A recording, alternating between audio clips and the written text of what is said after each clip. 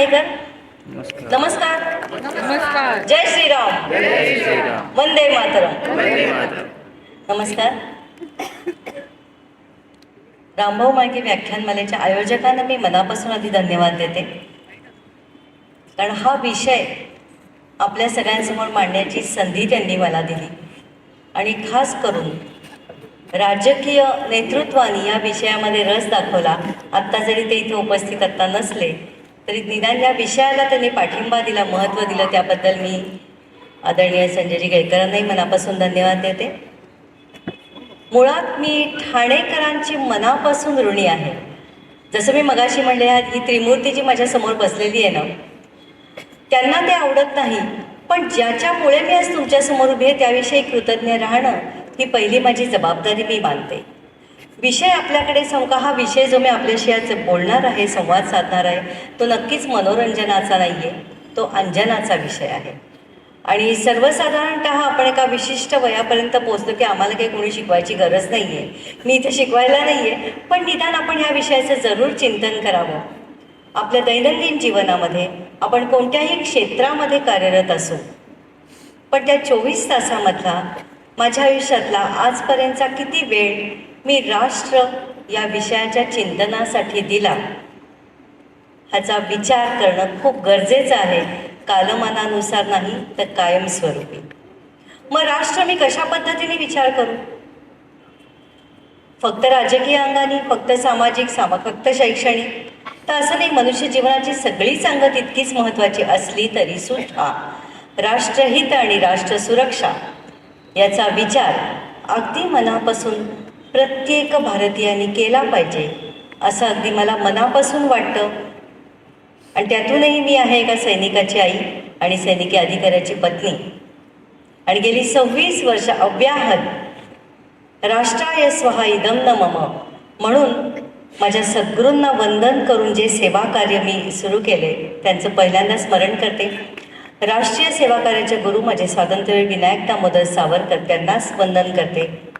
आणि आपले भारतीय सैनिक की ज्यांच्यामुळे आज आपण इथे सुरक्षित आहोत, पण त्यांचं जीवन आपल्यापर्यंत कधी येतच नाही.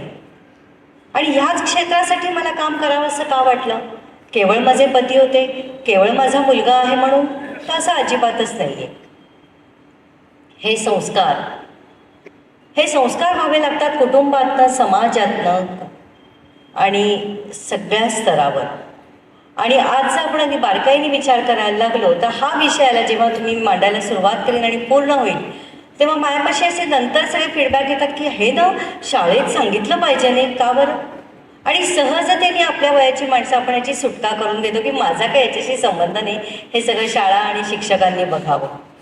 म्हणजे राष्ट्रप्रेम हे शाळेत रुजलं पाहिजे, त्या वयात रुजलं पाहिजे, निश्चित आहे. पण शाळेत येणारी मुलं ज्या कुटुंबातनं येत आहेत त्या कुटुंबाची जबाबदारी नाही का? आपण लहानपणापासून आपल्या कुटुंबामध्ये, घरामध्ये, प्रत्येक नात्यामध्ये, जिथं नोकरी व्यवसाय करतो तिथे आपल्या भारत राष्ट्राविषयी आपण विचार करतोय का? हे आज पुन्हा गंभीरपणाने बघायची गरज आहे. आणि म्हणून हा विषय घेऊन मी राष्ट्राय स्वहा इदं न मम, हे यात माझं काहीच नाही आहे. जेव्हा माझे सद्गुरू मला बुद्धी देत आहेत, समाज मला साथ देतोय, सैन्यदल मला प्रेरणा देत आहे, आणि त्यामुळेच हे सेवा कार्य मी करू शकते, मी अगदी नम्रपणे आपल्यापुढे मांडू इच्छिते. आज कोणता विचार आणि विषय तुम्ही मनात घेऊन जाणार आहात? When you go home, tell them of us for your tomorrow we gave our today. कोण येथे? आपल्या प्रत्येकाच्या मनात हा विषय आणि विचार नक्की आज घेऊन जा की आपल्या प्रत्येकाच्या उद्याच्या भविष्यासाठी कोण त्यांचे प्राणांचं सर्वोच्च बलिदान देतात. बलिदान देण्याची सर्वोच्च परिसीमा आहे. आपण आपला अर्थ देतो, आपले कष्ट देतो, आपला वेळ देतो, आपलं कौशल्य देतो, पण आपले प्राण, आणि तिथं कुठेही प्राण देताना हा क्रायटेरियाच नाही की हा माझ्या जातीचा आहे, धर्माचा आहे, वंशाचा आहे, माझ्या प्रोफेशनचा आहे. राष्ट्र प्रथम. आणि म्हणून जाहीर मी 2 गोष्टींवर सतत बोलत आली आहे, बोलत राहणार आहे जोपर्यंत मला परमेश्वर कार्यरत ठेवणार आहे. ते म्हणजे एक जात आणि दुसरा विषय आहे धर्म. आयोजकांनी काळजी करू नका, अशा कोणत्याच जात आणि धर्माविषयी मी बोलत नसते की ज्यांनी वादांना वाचा फुटते. मी मनुष्य जातीविषयी बोलते आणि सेवा धर्माविषयी बोलते. आणि ही मनुष्यजात आपल्याला आधी उमगलं ना, तर मी महाराष्ट्रीयन आहे, मी गुजराती आहे, मी मारवाडी आहे, मी आणि काय पंजाब मी उत्तर, कशासाठी आपण जेव्हा मी भारतीय आहे म्हणायला लागू ना, तेव्हा हे सगळेच प्रश्न संपणार आहेत. आणि राष्ट्र म्हणून या गोष्टीची नितांत गरज आहे. तुलनात्मक विषय नसला तरी आपल्याला याचं अनुकरणच करायचं. आत्ता जसं आपण म्हणलं ना, इंग्रजी वर्ष मागचं संपलं आणि नवीन इंग्रजी वर्षाकडे आपली वाटचाल सुरू झाली. 31 डिसेंबर सेलिब्रेशन माझ्या खूप चिंतनाचा विषय झाला हा. एका कामाहून मी पुण्यामध्ये रात्रीची परतत होते आणि खूप वाईट वाटलं ते चित्र बघून की रस्ते रात्री 12च्या दरम्यान माणसांनी वाहत होते. मी म्हटलं आत्ता तर गणेश उत्सव नाही, मिरवणुका आहेत, हे काय आहे नेमकं. म्हणजे मला विसर पडला होता की अच्छा 31 डिसेंबरचं सेलिब्रेशन चालू आहे. आणि मग सेलिब्रेशन म्हणजे काय, असं आपण काय कुठे झेंडा लावून आलो तेव्हा आपण तिथे ते सेलिब्रेशन करतोय. मुळात आपलं भारतीय नववर्ष 31 डिसेंबरला जुनं संपतं आणि नवीन सुरू होतं का. मग जर अनुकरणच आपल्याला करायचं आहे तर आपण एकीगाईचं का नाही करत. अनुकरणच करायचं आहे तर रशियाचं नवदाम्पत्य हे लग्न झाल्या वॉर मेमोरियल जातं, त्याचं आपण का नाही अनुकरण करत. अनुकरणच करायचं आहे तर, पण त्या पलीकडे जाऊन आपण आपलंच अनुकरण इतरांनी करावं असं स्वतःची जीवनशैली का बनवू नये, की जी भारताची संस्कृती आहे, परंपरा आहे, जे सगळंच आपल्याकडे आहे. आणि म्हणून आजच्या कार्यक्रमाची सुरुवातही हीच आहे. आजही इंग्लंडचे हाय कमिशनर जेव्हा भारतात येतात ना, तेव्हा ते व्हिक्टोरिया क्रॉस मेडल प्राप्त जे आपले सैनिक आहेत त्यांची पहिली भेट घेतात. फ्रान्सचे अँबॅसेडर भारतामध्ये येतात तेव्हा ते पहिले पॉंडेचेरीला जातात. का बरं जात असतील ही लोक. भारतात येतात आणि पॉंडेचेरी. आणि आम्ही जेव्हा युरोपला जातो तेव्हा आम्ही नाईट क्लबला भेट देतो. कल्चर, संस्कार, संस्कृती आणि परंपरा, राष्ट्र प्रथम हा विषय आणि विचार ही माणसं जगतात जीवनामध्ये. आपल्याकडे दुर्दैवाने असं म्हणावं असं वाटतंय की विवाह हा आता संस्कार न राहता तो इव्हेंट केलेला आहे. कुणी केला, आपणच केला. मग त्याच्यात बदल घडवायचा असेल तर बदल कुणी करायचा. कायम कोणतेही छत्रपती शिवाजी महाराज दुसऱ्याच्या घरापेक्षा आपण ती सुरुवात स्वतःपासून करावी, आपल्या पद्धतीने करावी, आपल्या क्षमते आणि मर्यादेनुसार करावी. म्हणून हा छोटासा प्रयत्न आहे. म्हणून आजच्या कार्यक्रमाची सुरुवात सुद्धा आपल्या मातृभूमीच्या वंदनाने आणि पूजनाने आपण केली. आणि अमर जवान की ज्यांच्या त्याग आणि बलिदानावर आज राष्ट्र आपलं सुरक्षित आहे. आत्ता नुकताच मी म्हणेन ठाणे आणि डोंबिवलीकरांना मी मनापासून धन्यवाद एवढ्यासाठी देते की जरी मी पुण्यात असले तरी इथे कोणकोणत्या पद्धतीचे कार्यक्रम आणि विषय हाताळले जातात सामाजिकदृष्ट्या हे मी अभ्यासते आणि ऐकते. त्याच्यामध्ये शिक्षण, समाज, संस्कृती, संगीत, कला सगळ्या विषयांवर इथं समाज साथ देतोय आणि आयोजक ते विषय अत्यंत जबाबदारीने हाताळतात. म्हणून पुन्हा एकदा तुम्हाला सगळ्यांना मनापासून धन्यवाद देते आणि ह्या राष्ट्राय स्वाहा इदं नमः या माझ्या मूळ विषयाकडे जाते. तर नक्की हा विषय आणि विचार आज मनात कोरा. आणि जे काय असतील बघा, मला आज अशा अर्थी वाईट वाटतं की मी बोलते म्हणून काय हजारो लोकांनी यावं अशी माझी अपेक्षा नाही, पण राष्ट्राविषयी बोलते, राष्ट्र सुरक्षेविषयी बोलते. आम्हाला जाणून घ्यायला सुद्धा वेळ नाही हो.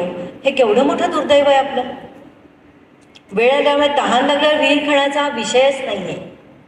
आणि मग वेळ आली की आम्ही म्हणायचं ते सगळं सैन्य दलाने बघावं, पण आम्ही त्या सैन्य दलाचं, त्या सैनिकाचं जीवनात कधी आणि किती स्मरण ठेवतो. आज किती तरुणाई आणि किती पालक आपल्या मुलांना सैन्य दलामध्ये आपलं करिअर म्हणून जा असं घरातनं संस्कार तरी देत आहेत, ते क्षेत्र तरी दाखवत आहेत. मग जिथं फक्त पॅकेज किंवा कुणाला दोष मी देत नाही, पण विचारशैली आणि विचारधारा काय असावी बघा. पॅकेजच्या मागे जाताना भौतिकतेकडून आपण, आणि आज राष्ट्राला गरज कशाची आहे, भौतिकतेकडून आध्यात्मिकतेकडे जायची, आत्मकेंद्रिततेकडून स्वराष्ट्र केंद्रिततेकडे जायची. मग ही सुरुवात कधी, कुठे आणि कशी व्हायची, हा गंभीरपणाने घेण्याचा विषय आहे. भविष्यातला भारत आपण पुढच्या पिढीच्या हातात कसा देणार आहोत ह्याच्यासाठी आपलं काही योगदान नको का. आणि सगळ्याच गोष्टी जय जवान जय किसान, म्हणजे पोट आपण म्हणतो तो विषय किसानाचा माझा नसला तरी पोट भरलेला असेल आणि राष्ट्र सुरक्षित असेल तर पुढचे सगळे विषय आहेत ना. म्हणून सुरक्षेसाठी आपण जागृत होणं आणि सजगपणाने या विषयाला गंभीरपणाने घेऊन या विषयांमध्ये रस घेऊन आपलं योगदान देणं हे खूप महत्त्वाचं आहे. आणि म्हणून नक्की आज विषय जितके जण तुम्ही उपस्थित आहात त्या प्रत्येकाने ठरवलं ना की आज मी माझ्या घरी गेल्यानंतर मित्र मैत्रिणी शेजारी ग्रुप कशासाठी आहेत ते व्हॉट्सअप विद्यापीठाचे नक्की पाठवा की हा विषय आपण चर्चा करूया. ठीक आहे, सगळ्यांनी हातामध्ये शस्त्र घेऊन तिथं सीमारेषेवर उभं राहायची गरजच नाही आहे, पण आपण आज प्रत्येकजण सैनिक आहोत. कशा अर्थी? आपली नैतिकता आपण जपली तर.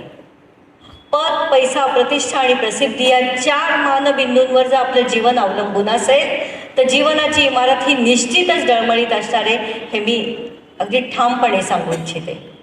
पण जेव्हा मी माझ्या आधी दुसऱ्याचा विचार करणार आहे आणि हे कल्चर डेव्हलप करणार आहे तेव्हा ते आपोआपच राष्ट्राय स्वहा आणि दमन मम होणार आहे. आणि अशी जगणारी किती माणसं आहेत? असंख्य आहेत.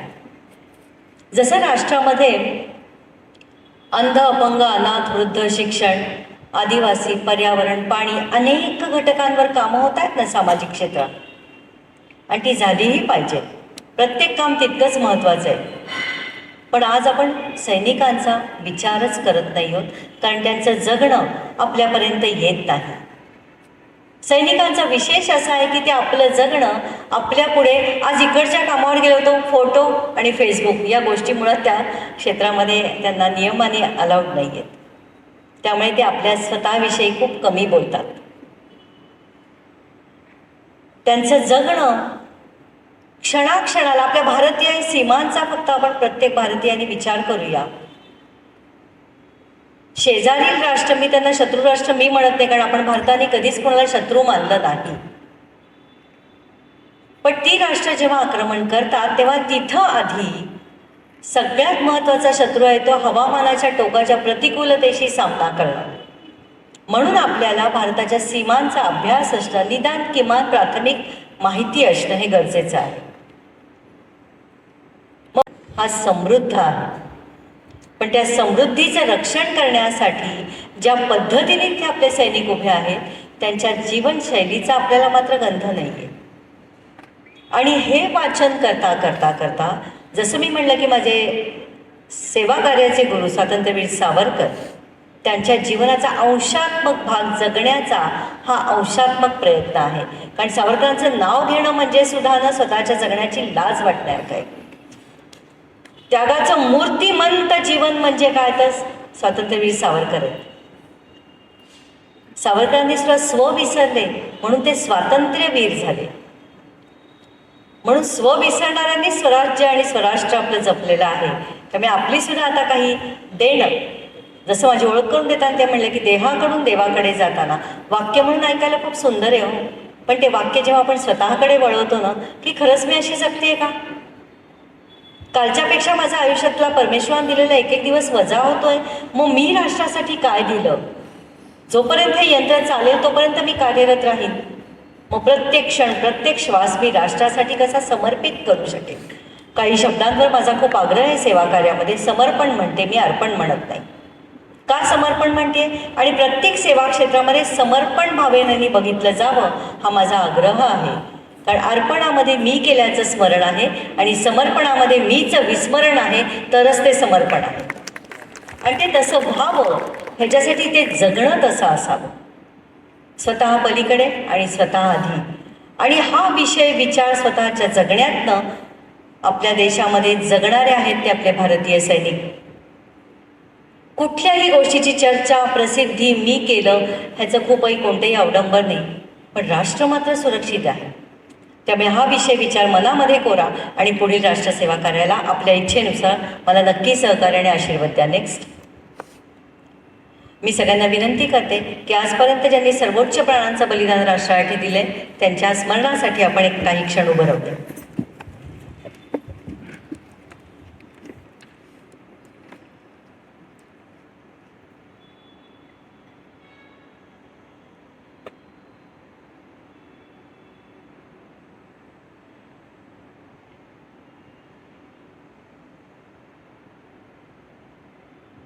धन्यवाद. नेक्स्ट,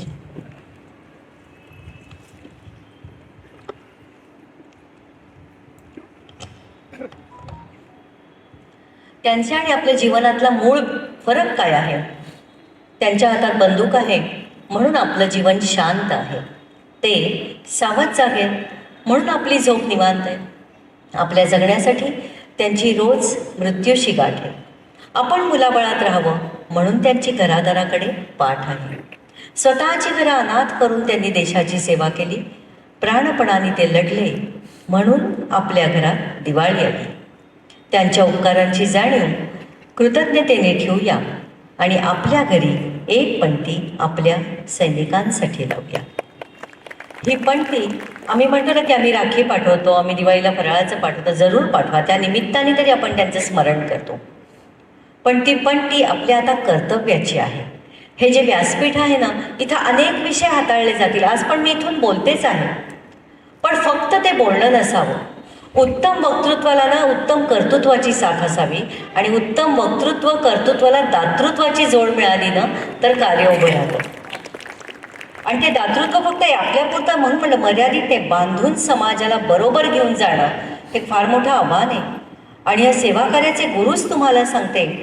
एक घटना सांगून पुढे जाते की कोण गुरु आहेत, आपण काय वातावरणात वाढतो, त्याचा परिणाम काय होऊन जातो, तो ह्या रूपामध्ये उभा राहतो. पुण्यामधलं फर्ग्युसन कॉलेज सगळ्यांना माहिती आहे, अत्यंत प्रसिद्ध. त्या कॉलेजला 75 वर्ष पूर्ण झाली म्हणून एक समारंभ होता. डॉक्टर राजेंद्र प्रसाद तिथे अध्यक्षस्थानी होते. आणि जेव्हा डॉक्टर राजेंद्र प्रसाद बोलायला उभे राहिले तेव्हा आता ते उभे राहिले आणि ते व्यासपीठावरून उतरून खाली जायला लागला. सगळेजण बघायला लागले. खाली उतरले आणि पुढे बसलेल्या एका ऋषितुल्य व्यक्तिमत्वाच्या इथे जाऊन त्यांनी वाकून नमस्कार केला. ते होते महर्षी कर्वे. काय देणं होतं समाजाचं. आज ह्या ज्या शिक्षण संस्था उभ्या आहेत ना, महर्षी कर्वे यांचं योगदान काय होतं. 1 रुपया कोणी देतो म्हणलं ना की मनुष्य त्या माणसाच्या दारात जाणार. आणि अशा महर्षी कर्व्यांचे जेव्हा ते जाऊन पाया पडले तेव्हा समाजाला कळलं की हे व्यक्तिमत्व कोण आहे ना. महर्षी कर्व्यांनी स्वतःविषयी कधी जाहिरात केली की मी असं करतोय. अक्षरशः 1 रुपया गोळा करताना त्यांना ज्या विद्यापीठाचं नाव आता SNDT श्रीमती नाथीबाई दामोदर ठाकरसी असं आहे ना, त्या ठाकरसींनी त्यांना डोनेशन देण्यासाठी बोलवलं होतं. अण्णा जे कुठूनच पायी पायी पायी 10 मैल चालत चालत ठाकरसींच्या घरी पोचले. ठाकरसींनी त्यांच्या इच्छेनुसार योगदान दिलं आणि अण्णांना म्हणले आता कसे जाणार आहात. काही बोलले नाहीत अण्णा. ठाकरसींना अंदाज आला की अण्णा असं करा, ऊन खूप आहे, हे घ्या 2 रुपये टांग्याला, तुम्ही टांग्याने जा. अण्णा बोलले काहीच नाहीत, निघाले, बाहेर पडले. ठाकरसींनी लगेच ड्रायव्हरला सांगितलं की आत्ता जे गृहस्थ बाहेर पडलेत ना ते फक्त जात आहेत का टांग्यानी बघ, नाही तर त्यांना सोडून ये. आणि झालं तसंच. अण्णा बाहेर पडले. ते जे काही 2 रुपये टांग्याला दिले होते ते सुद्धा त्यांनी शिक्षणाच्या कार्याला गंगाजळीत घातले होते. हे संस्कार, हे जे करणं असतं ना. आणि मी नक्की ठामपणे तुम्हाला सांगू शकते आज जे काही सेवा कार्य परमेश्वर कृपेने उभं आहे ना, कोट्यानुकोटी जो मी प्रवास म्हणलं ना, सैन्य दलाच्या सेवेचा सन्मान म्हणून हे इथं माझे त्रिमूर्ती बसलेले आहेत. ते 100% सांगू शकतात की समाजाच्या योगदानातनं हे उभं राहिलेलं आहे. पण त्यातला 1 रुपया सुद्धा हा माझ्याकडे व्यक्ती म्हणून वळलेला नाही, कारण त्याला हे संस्कार आहेत. आणि सामाजिक कार्य तेव्हाच, सेवा ती तेव्हाच जेव्हा आपण त्यातनं काही अपेक्षा, मोबदल्याची अपेक्षा करत नाही, तेव्हाच ती सेवा असते. आणि असे सेवेचे संस्कार ह्या ऋषितुल्य व्यक्तिमत्वांकडनं घडले, ज्या विद्यापीठाची मी विद्यार्थिनी आहे. आणि म्हणून तो प्रवास पुढे सुरू झाला. नेक्स्ट, मग हे काम सगळं करावं असं वाटणं, भारतीय सीमारेषांचा अभ्यास करणं, हे माझा अभ्यास सुरू होतं. आणि मग सगळ्या निसर्गाच्या टोकाच्या प्रतिकूलता समोर येत होत्या. पण मग मी काय करू शकते. मी म्हटलं ना, आता ह्याची गरज जास्ती आहे की ह्यांनी काय करावं, त्यांनी काय करावं, ह्या चर्चा थांबवून मी काय माझं योगदान देऊ शकते. त्या विचारांनी मी आणि माझ्या मिस्टरांनी सोल्जर्स इंडिपेंडंट रिहॅबिलिटेशन फाउंडेशन या संस्थेची स्थापना केली. सिर्फ त्या सिर्फचा अर्थ पण एखादी विचार म्हणून काम करताना विचार आधी होता की सिर्फ मतलब इतना सा ही और बस सिर्फ उनके ही लिए, त्या सैनिकांच्या सेवेचा सन्मान म्हणून. आणि या सेवा कार्याचे माझे आदर्श अर्थात छत्रपती शिवाजी महाराज आणि स्वातंत्र्यवीर विनायक दामोदर सावरकर. मी जसं सुरुवातीलाच म्हणलं तसं एकाने स्व सोडला आणि दुसऱ्यानेही स्व सोडला. एकाने सोडला म्हणून स्वातंत्र्य मिळालं आणि दुसऱ्याने सोडला म्हणून स्वराष्ट्र उभं राहिलं. स्वराज्य उभं राहिलं. काय जगणं आहे का? आम्ही आज सहज असं म्हणतो की शिवाजी महाराज दुसऱ्याच्या घरात, कारण त्याच्यासाठी जे जगावं लागतं ना, ते जगायची आमची तयारी नाही आहे ना. पण हे आदर्श आज महाराज आम्ही कुठे ठेवले? फक्त पुतळ्यांमध्ये, जयंतीमध्ये, हार घालण्यामध्ये आणि मिरवणुका काढण्यामध्ये. पण महाराजांचे विचार, त्यांची दूरदृष्टी, त्यांचं संघटन, त्यांचं राष्ट्रप्रेम, जनतेवर असलेलं प्रेम, दूरदृष्टी तर काय होती महाराजांची आरमार. आज आपलं संपूर्ण जग, सगळी राष्ट्र युद्धनीती छत्रपती शिवाजी महाराजांची शिकवली जाते. असा हा राजा होता. आणि सावरकरांविषयी काय बोलू मी? अनादि मी, अनंत मी, अवध्य मी, भला मारेल रिपू. कशी होती शरीरयष्टी सावरकरांची हो? कित्येक प्रसंग त्यांच्या जीवनातले असे आहेत की ब्रिटिश अधिकाऱ्यांशी जेव्हा अगदी आपण ज्याला हातापायी हा शब्द वापरतो, तेव्हा सावरकरांचं उत्तरच असं होतं की अरे मी तर घरादारावर तुळशीपत्रच ठेवलेलं आहे, तुझं बघ. म्हणजे ब्रिटिश सुद्धा म्हणायचे की असा शत्रू लाभला आम्हाला, हे आमचं भाग्य. आणि आपण अशा नेत्याला विसरून जातो, हे आपलं दुर्दैव. आणि म्हणून पुन्हा विचार करायची गरज आहे की राष्ट्र भविष्यातलं सुरक्षित ठेवायचं असेल तर आपण ह्या नेत्यांचा, त्यांच्या जगण्याचा विचार करणं आणि तो रुजवणं. आपण सगळे शिकलेलो आहोत की विविध पदव्या धारण केलेल्या आहोत, पण माझ्या दैनंदिन जीवनामध्ये मी आणि माझं म्हणताना भारत जोडलेला आहे का, हे या सैनिकांच्या प्रतिज्ञेवरून आपण विचार करावा. म्हणून म्हटलं की हा चिंतनाचा विषय आहे, कारण आमच्या सैनिकांची विचारधाराच अशी आहे, the safety, honour and welfare of the country come first always and every time. The honour, welfare and comfort of the men you command come next always and every time. And your own is comfort and safety come last always and every time. आणि पुन्हा मी सामान्य माणूस म्हणून म्हणते, आपल्याला या विचारधारेत घातलं तर आपण कुठे बसतो बघा. माझ्यासाठी आधी मी, माझा परिवार, मग माझे सहकारी जिथं कुठे व्यवसाय, उद्योगधंदा, नोकरी करतो ते, आणि सगळ्यात शेवटी आपल्याकडे भारत देश आहे ना. 15 ऑगस्ट 26 जानेवारी, भारत माता की जय. असं जगावं का देशासाठी? पण आमच्या सैनिकांच्या जीवनामध्ये, आमच्या म्हणजे आपल्या म्हणते मी, की आधी राष्ट्राची सुरक्षितता, हित, त्याचा सन्मान, मग माझ्या सहकार्यांची, ज्यांच्याबरोबर राष्ट्राची सेवा ते करत असतात, ते सहकार्यांच्या सगळ्या सुरक्षितता, सन्मान, आणि सगळ्यात शेवटी मी ज्या सैन्य दलाच्या क्षेत्रामध्ये गेली 26 वर्ष मी अव्याहत या परिवारांबरोबर आहे, तिथं हे जगणं मी जवळून अनुभवते. म्हणजे बोलणं आणि जगणं याच्यामध्ये अंतर नसेल तरच तो आदर्श ठरतो ना. नाही तर तुम्हाला मी म्हणायचं की नाही आधी देशभर काम, आणि मी मात्र वेळ उरला तर 15 ऑगस्ट 26 जानेवारी देशाचा विचार करायचा, तर मला तो बोलायचा अधिकारच नाही म्हणून. पण सैनिक तसे जगतात आणि त्या असे जगणारे, म्हणून म्हणलं बोले तैसा चाले ना, अशी किती उदाहरणं राष्ट्रामध्ये आहेत. आयुष्य कमी आहे पण एवढे आपले हिरोज आहेत की जे कधी आपल्याला सांगायलाच आले नाही. आणि ते संस्कार, ती विचारधारा, आपल्या स्वतः आधी दुसऱ्यासाठी जगणं, अशा अनेकांना आज मी आपल्याला भेटवणार आहे. आणि मग ही व्याख्यानमाला परिपूर्ण झाली असं मला वाटेल. नेक्स्ट एक व्हिडिओ पाहूया. मी काही व्हिडिओ आपल्याला शेअर करणार आहे, ते अतिशय मन लावून बघा, मग त्याच्यापुढे मी काय बोलते त्याचा आपल्याला संदर्भ लागेल. व्हिडिओ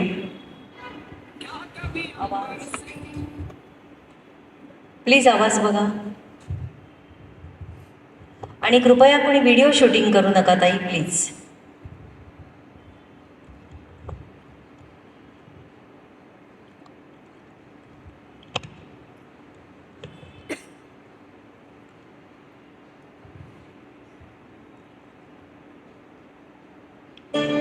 क्या कभी अंबर से सूर्य बिछड़ता है, क्या कभी बिन बाती दीपक जलता है, क्या कभी अंबर से सूर्य बिछड़ता है, क्या कभी बिन बाती दीपक जलता है.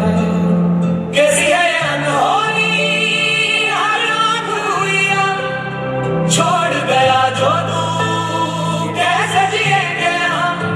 तू ही किनारा, तू ही सहारा, तू जग सारा, तू ही हमारा सूरज, तू ही तारा. जय जयकारा, जय जयकारा, स्वामी देना साथ हमारा. जय जयकारा, जय जयकारा, स्वामी देना साथ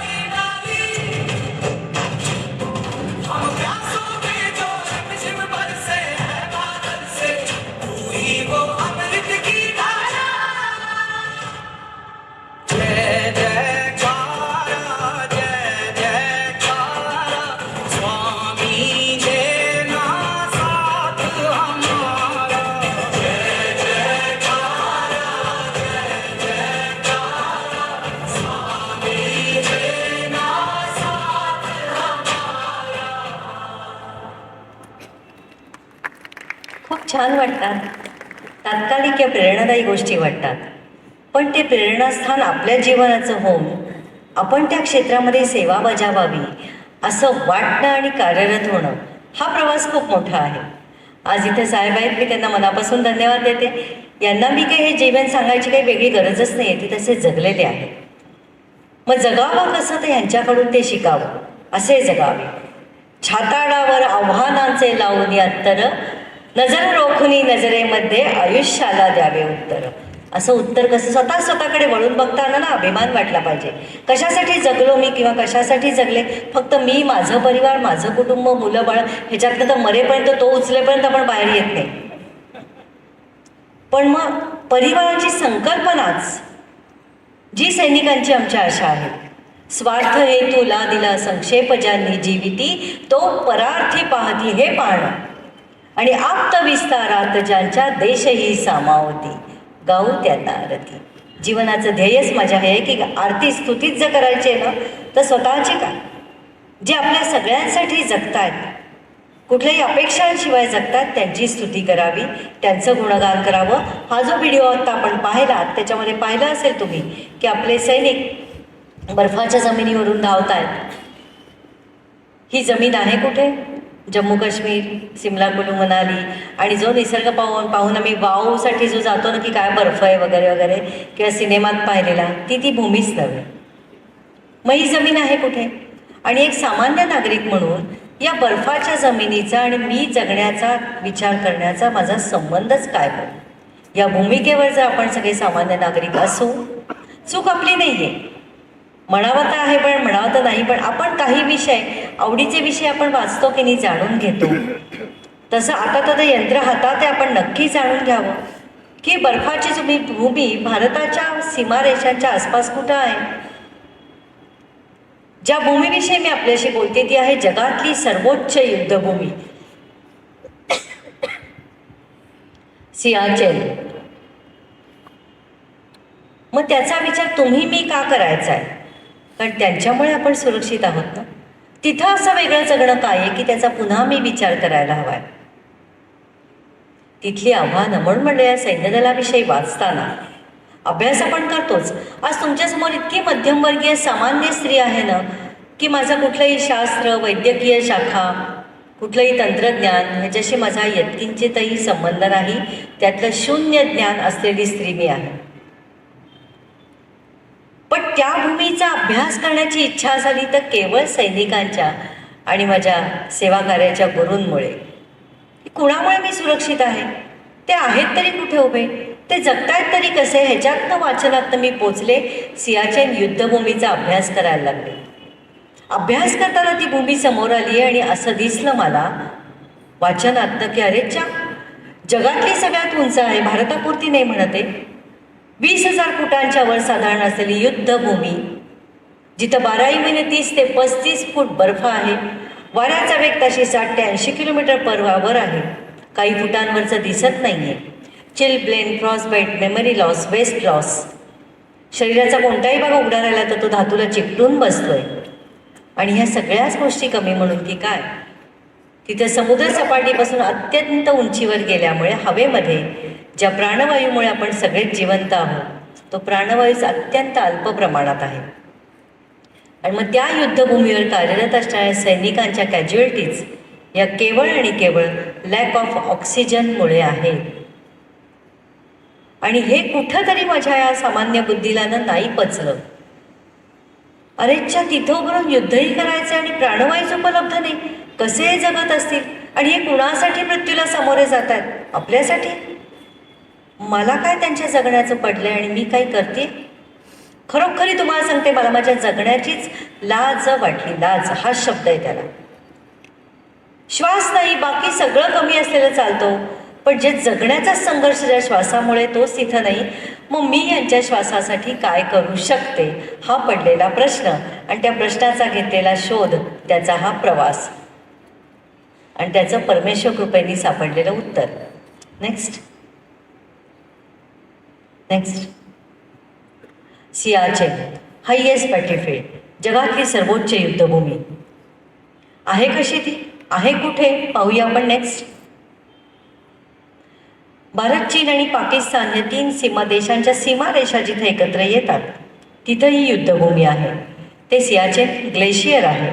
जगातली सगळ्यात मोठी 2 क्रमांकाची हिमनदी म्हणजे सियाचेन. नेक्स्ट. हे फक्त आपल्याला कल्पना यावी की ही युद्धभूमी आहे कुठं आपल्या भारताच्या. नेक्स्ट. आपण तिथल्या सैनिकांचं जीवन कसं आहे, ती भूमी आधी कशी आहे बघूया. नेक्स्ट. एक व्हिडिओ पाहूया. आवाज.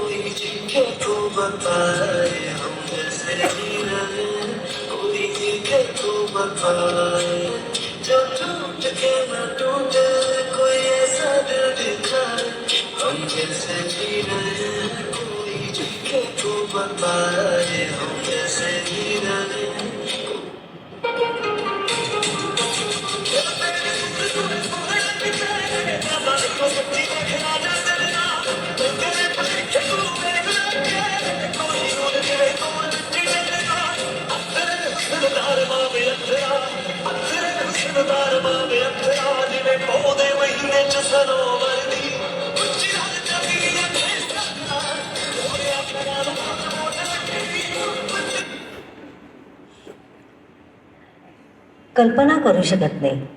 ही एक फक्त आपण म्हणतो असं हिमनगाचा किती भाग आपल्याला वरती दिसतो तेवढंच हे आपल्याला बघणं आहे. त्या पलीकडचं काय आहे. म्हणून म्हणलं एका पाण्याच्या घोटाची किंमत, एका घासाची किंमत आणि एका श्वासाची किंमत जर खऱ्या अर्थी समजून घ्यायची असेल तर ह्या ठिकाणी सेवा बजावणाऱ्या सैनिकांचं जीवन समजून घेणं आणि त्यांच्या जगण्याविषयी कृतज्ञ राहणं ही आपल्या प्रत्येकाची एक जबाबदारी आहे. इथं आपण बघतोय की पाय एक उचला म्हणून पुढचा पाय पुढे टाकताना मागचं पाऊल उचलण्यासाठी कडक जमिनीचा आधार तर पाहिजे ना. खाली बर्फ असा भुसभुशीत आहे की खाली काय जमीन आहे. जितकं आपल्याला भूरूप वरती दिसतं आता डोंगर दऱ्या तशी जमिनीच्या खाली पण आहेत आणि त्यातून ती बर्फाखाली 12 महिने पडणारा बर्फ आहे. अशा ठिकाणी आपले सैनिक जे अडकले गेले. नेक्स्ट. नेक्स्ट. त्यांच्या वर्किंग कंडिशन्स पाहूया आपण. नेक्स्ट. नेक्स्ट. 60-80 डिग्रीचे बर्फाचे कडे आहेत. जसजसं आपण उंच उंच जाऊ तसं असाही तिथं ऑक्सिजन नाही. पाठीवर ओझं घेऊन जाणं अवघड आहे आणि हा एकमेव सोर्स तिथं आपल्या सैनिकांना त्यांची रसद पोचवण्याचा आहे. Back back back back back पुढे ते हेलिकॉप्टर. हा बस. कित्येक अशा पोस्ट आहेत ना आपल्या भारताच्या की सीमारेषांच्या जवळच्या की तिथे रस्तेच नाही आहेत. त्यामुळे कोणत्या पद्धतीने सैनिकांना त्यांची रसद पोचणार. शरीर कार्यरत राहायला पोटामध्ये अन्न आणि पाणी या 2 गोष्टी तर जायला हव्या आणि तिथं ते पोचण्यासाठी हवामान हा एक मोठा अडसर आहे. आणि या हेलिकॉप्टर माध्यमातून तिथे सैनिकांची रसद पोचू शकते, पण हेलिकॉप्टर तरी कधी पोचेल जेव्हा व्हिजिबिलिटी उत्तम असेल तेव्हा. आणि त्यातूनही हेलिकॉप्टर तिथं लँड होण्यासाठी पुन्हा हेलिपॅड लोकेट झालं पाहिजे, कारण 12ही महिने पडणारा बर्फ आहे. आणि मग मला जी गंमत वाटते ना की आपण इतकं सुखासीन आयुष्य इथे जगतोय ना, कॅडबरी एन्जॉयमेंट म्हणून आम्ही खातो आणि तिथं प्रत्येक पदार्थाचा दगड तयार होतो की ज्याला चवच नसते. नैसर्गिक तहान लागणं आणि नैसर्गिक भूक लागणं ह्या गोष्टी तिथं हवामानामुळे घडूच शकत नाही. अशा वेळी त्यांचं शरीर सर्वाईव्ह होणं हे केवढं मोठं आव्हान असेल. मग ती कॅडबरी प्रत्येक गोष्टीचा मी म्हटलं पत्थर दगड तयार होतो, ती कॅडबरी तिथे हेलिपॅडच्या आकारामध्ये अंथरली जाते. मग ती रंगामुळे लोकेट होते आणि त्याच्यावर हेलिकॉप्टर लँड होऊ शकतं. म्हणून म्हटलं आपल्या छोट्या छोट्या मुलांना आणि स्वतःपासून अन्नाची आणि घासाची किंमत, आणि तेव्हा ती रसद तिथं पोचते. नेक्स्ट, ही हिमवादळ काय नैसर्गिक प्रतिकूलता टोकाची आहे. अशा हिमवादळामध्ये जर सैनिक आपले अडकले तर आधी शोधायचं कसं, ते आपल्याला सापडणार कसे. नेक्स्ट, आणि मग अशासाठी माणसात पलीकडे यंत्रणेपलीकडे जी मूक सहाय्य आपल्या सैन्याला केलं जातं ना, ते हे आहेत आपले सैन्य दलातले श्वान.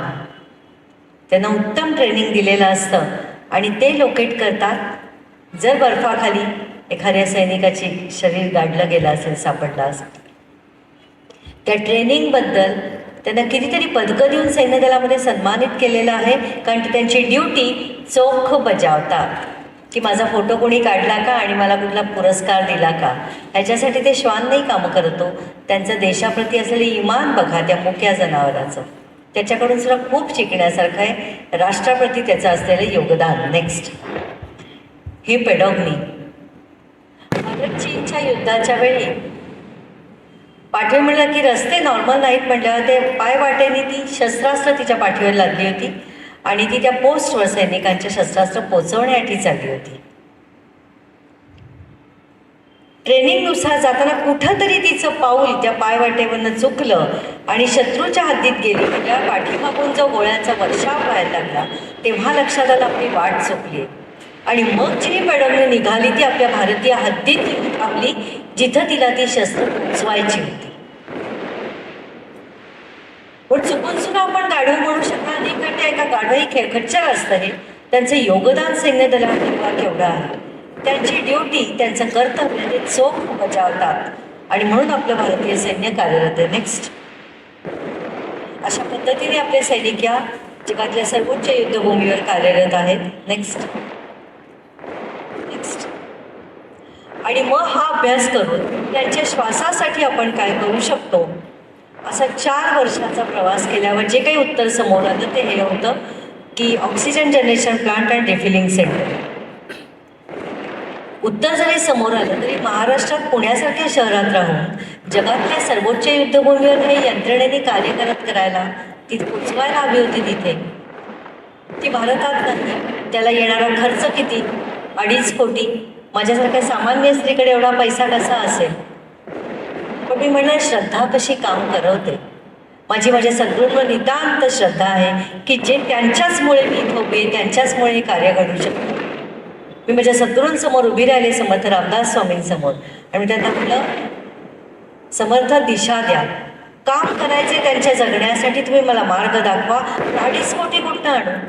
ना मला कोणी कर्ज देणार होतं आणि कुठून 2.5 कोटी होते. मी तेव्हा आत्तासुद्धा 2.5 कोटीवरची शून्य मला नाही माहिती किती आहेत, पण उभे मात्र करायचे होते, कारण तो प्रश्न मला माझा वाटला. आणि मग समर्थ अक्षरशः म्हणतात ना, आतला तो मनाचा मनाशी संवाद म्हणतो ना तसा, की चिंता कशा करते, तुझ्यासाठी नको आहे ना. खांद्याला झोळी अडकून, मी आल्यापासून माझी झोळी अडकून फिरते बघा. मी अशी सहजते आले तुमच्यासमोर, तुमच्याकडे पण मी आज भिक्षा मागणार आहे, माझ्यासाठी नाही, राष्ट्रसेवा कार्यासाठी. आणि मग ती भिक्षा मागायला सुरुवात केली. 13 दिवस 13 घरी हा सुरुवातीचा पायलट प्रोजेक्ट होता, पण 13 दिवसात 2.5 कोटी रुपये राहणार नव्हते.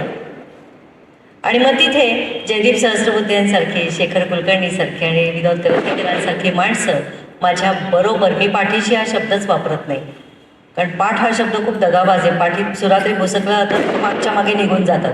तसं होत नाही, ही माणसं माझ्याबरोबर अव्याहत आहेत. आणि मग तो विषय मोठ्या प्रमाणात मी समाजापुढे मांडायला लागले. मग समाजाची साथ मिळायला लागली आणि 4 वर्षाच्या अथक परिश्रमानंतर 2.5 कोटी उभे राहिले. 4 ऑक्टोबर 2019ला या जगातल्या सर्वोच्च युद्धभूमीवर भारतीय सैन्य दलासाठी भारतातला आणि जगातला पहिला oxygen generation plant and refilling centre सैन्य दलाला समर्पित केला गेला. अतिशय सांगताना आयुष्यात कधी विसरू शकणार नाही असे ते क्षण, कारण आपण कल्पना करू शकत नाही आजपर्यंत असे ऑक्सिजन. आणि त्याच क्षणी आम्ही दोघांनी घेतलेला एक निर्णय होता की जिथे जिथे आपले सैनिक या प्राणवायूच्या अभावी मृत्यूला सामोरे जात आहेत, तिथं तिथं आपल्या अखेरच्या श्वासापर्यंत हे काम आपण करत राहायचं. आणि तेव्हाच दुसऱ्या ऑक्सिजन जनरेशन प्लांटचा संकल्प आम्ही मनात योजला आणि पुढच्या प्लांटकडे वाटचाल सुरू झाली. तो होती 3.5 कोटीची.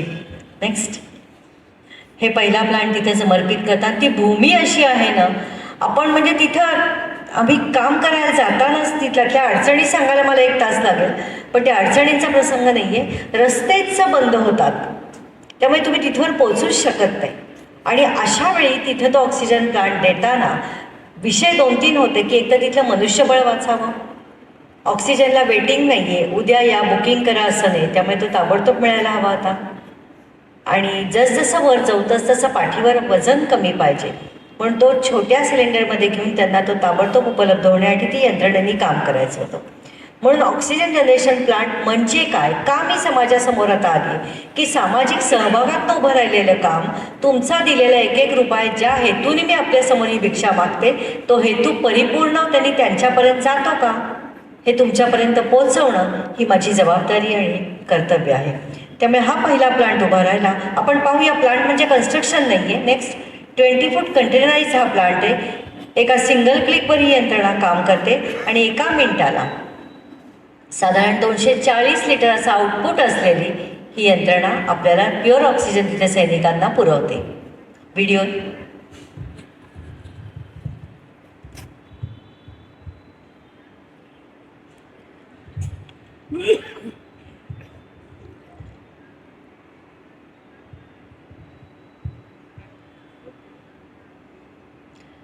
त्या ॲरोच्या इथं क्लिक करा.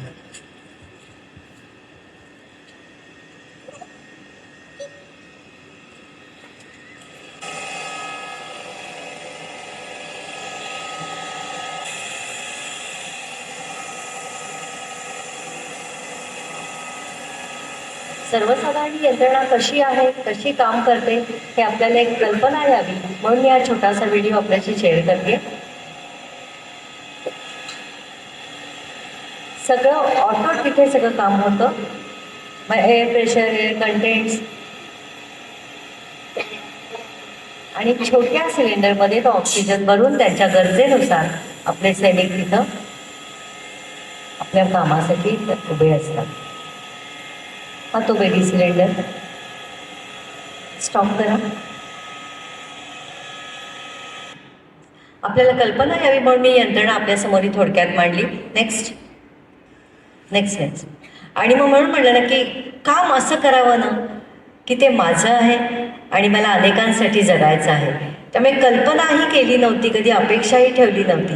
4 ऑक्टोबरला प्लांट आम्ही सैन्य दलाला समर्पित करून परत आलो होतो आणि 18 ऑक्टोबरला आपल्या भारताच्या पंतप्रधानांनी इथेच BKCला बोलवून आमची भेट घेतली होती की हे काम कसं शक्य झालं. म्हणजे ही जी पाठीवर थाप मिळाली ना त्याचं श्रेयसुद्धा मी आपल्या सगळ्यांना देते, कारण तुम्ही माझ्या पाठीशी नाही बरोबर उभे राहिलात. त्या 2.5 कोटींमध्ये आपल्या सगळ्यांचा सहभाग आहे म्हणून हे काम उभं आहे. आणि ती पाठीवर थाप घेऊन आम्ही पुढच्या प्लांटच्या प्रवासाकडे गेलो. Next next next. हे आहेत आपल्या भारताचे पहिले chief of defence staff general Bipin Rawat. त्यांनी दिल्लीला, कारण हे कामच भारतीय सैन्य दलासाठी सामान्य नागरिकांच्या माध्यमातून पहिल्यांदा उभं राहिलं होतं म्हणून त्यांनी या कामाची दखल घेतली. नेक्स्ट. आणि मग आम्ही पुढच्या प्रवासाला लागलो. 3.5 कोटींचा दुसरा ऑक्सिजन जनरेशन प्लांट. नेक्स्ट. हाच माझा प्रवास अखंड सुरू होता आणि त्याच्यामध्ये असे सेवा कार्याचे गुरु मला भेटत गेले की स्वतः आधी आणि स्वतः पलीकडे आपण ज्या विषयामध्ये रस घेऊन काम करू शकतो तिथे झोकून देऊन ही या माणसाने शिकवलं ना की ध्येय असं बेभान होऊन बघावं आणि भान राखून ते सत्यात उतरवावं, असे ह्या लोकांनी केलेले हे संस्कार आहेत. नेक्स्ट. त्याच दरम्यान जेव्हा करोनाचा काळ होता, आपल्या सगळ्या सैनिकांची कामं थांबली होती, तेव्हा एक महाराष्ट्र राज्य सैनिक कल्याणला आपण एक साईट डेव्हलप करून भेट दिली, जेणेकरून 2.5 लाख सैनिकांची कामं ही तेव्हा घर बसल्या व्हायला लागली.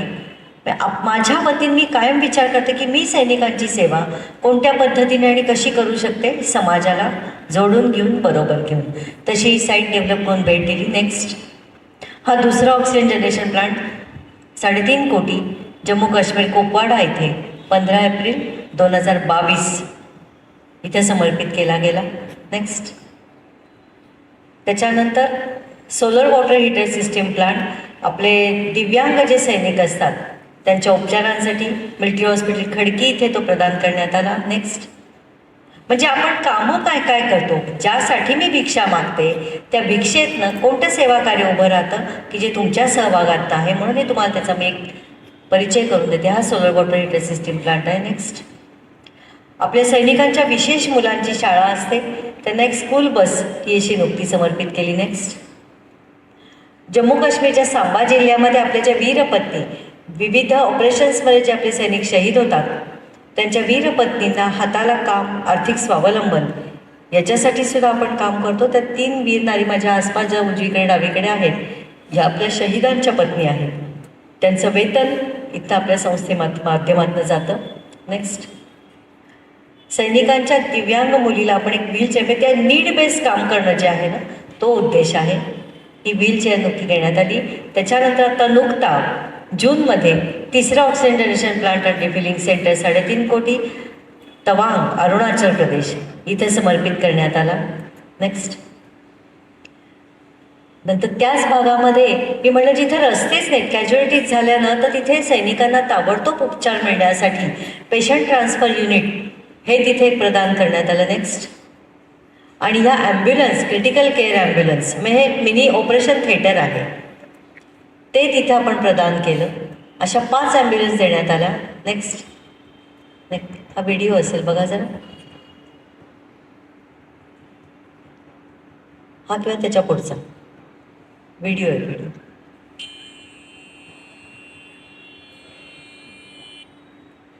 तुम्हालाही माहिती असावं आणि आमचे ऑडिटर आहे तो समोर, त्यामुळे येस. नेक्स्ट. नेक्स्ट. नेक्स्ट. बघा तो व्हिडिओ दिसतोय का? 5 क्रिटिकल केअर ॲम्ब्युलन्स, आणि तिथे म्हणतात ना की पेशंटला काही झालं तर त्या ठिकाणी पोचवण्यासाठी सुद्धा तिथं कुठल्या सुविधा नाहीत. आपण जसं ओला उबेर ॲम्ब्युलन्स लगेच बोलवतो, म्हणून एक इलेक्ट्रिक बस पण आपण तिथे समर्पित केली.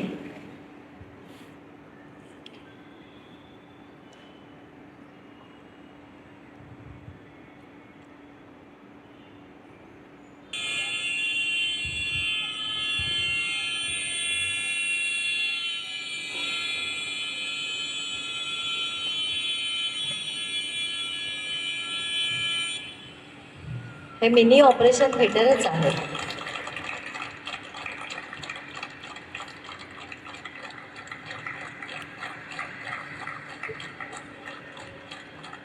हे काम करताना इतका अलौकिक आनंद मिळतो ना, त्यावेळी त्या ठिकाणी मी असते, त्या सैनिकांच्या चेहऱ्यावरची कृतज्ञता आणि आनंद हा मला अधिक आनंद देतो. मग आपण देत राहिलो ना की आपल्याला नकळत तेही देतच असतात. न मागता मिळत राहतं ते समाधान. आवाज गेला का? ओके, ठीक आहे. ठीक आहे, स्टॉप केलं तरी चालेल. इलेक्ट्रिक बस फक्त बघू दे, थांबायला.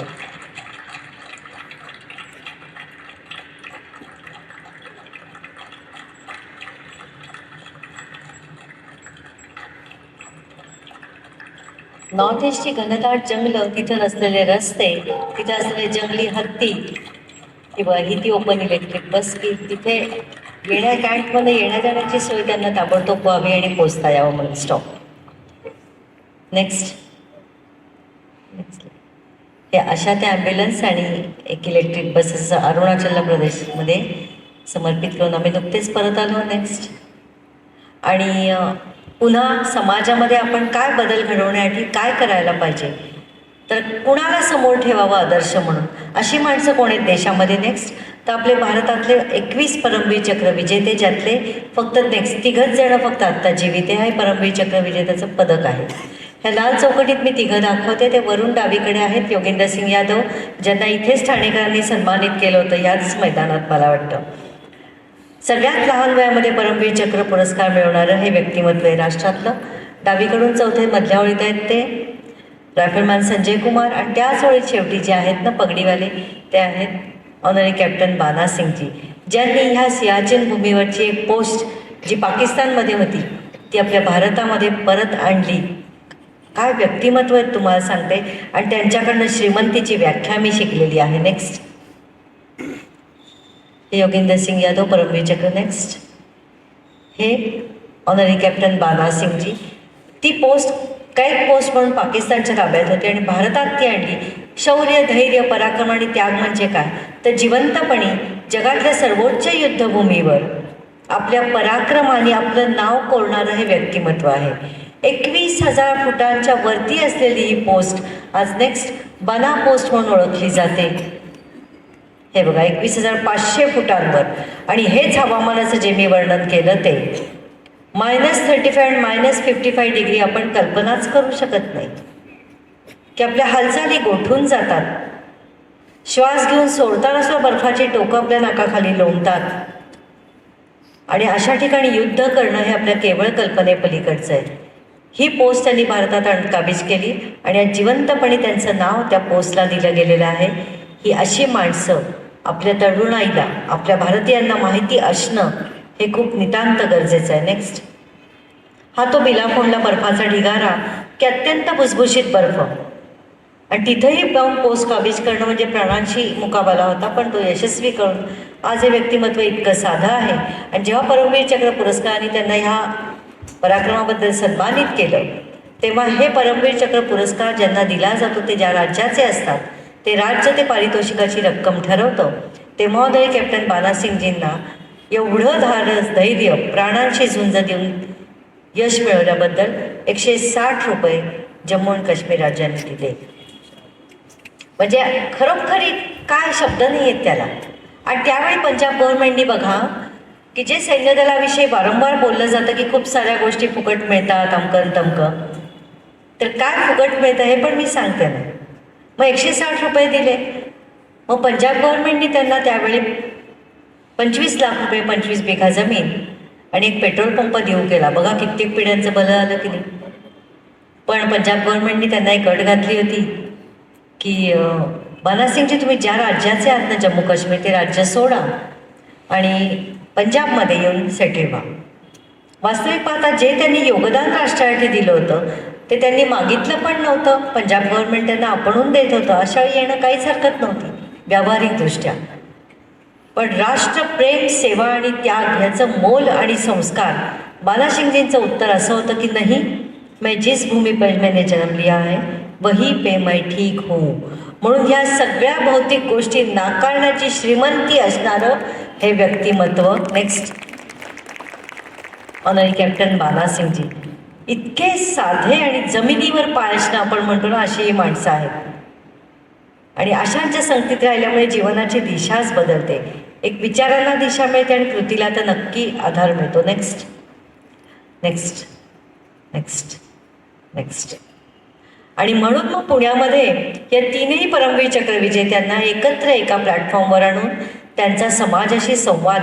मी म्हटलं ना आज हा विषय मांडते म्हटलं अगदी कमी उपस्थिती अशी नाही आहे. आम्ही या विषयाने इतके उदासीन आहोत.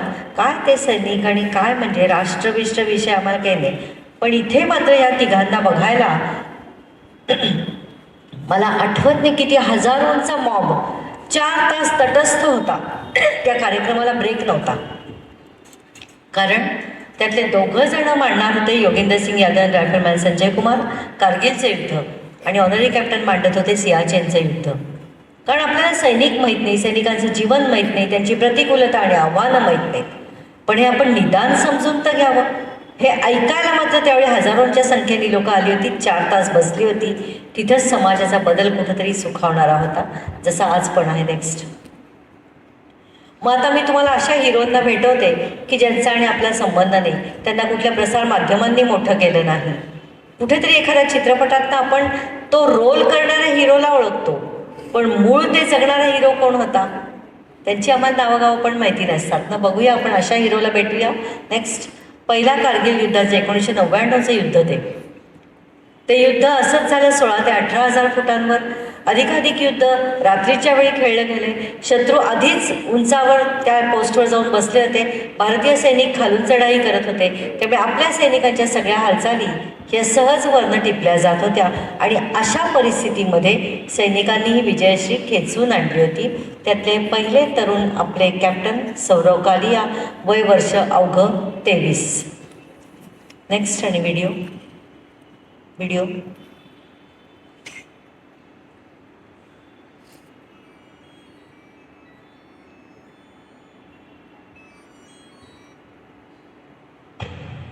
15th May 1999. Captain Saurabh Kalia, along with his team of 5 soldiers, went patrolling in the Buxar region of Kargil. They were captured alive by the Pakistan Army. 5 soldiers and my brother was the officer, the 6th person. They were subjected to brutal torture for over 20 days. There was nothing on the face. It was like this much. So it was in very, very bad shape.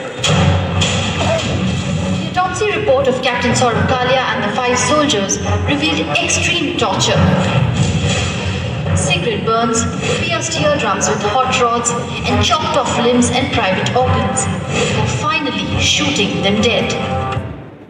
आम्हाला नाही याचं नाव माहिती, ना कोणी पोचवलं ना आम्ही जाणून घेतलं.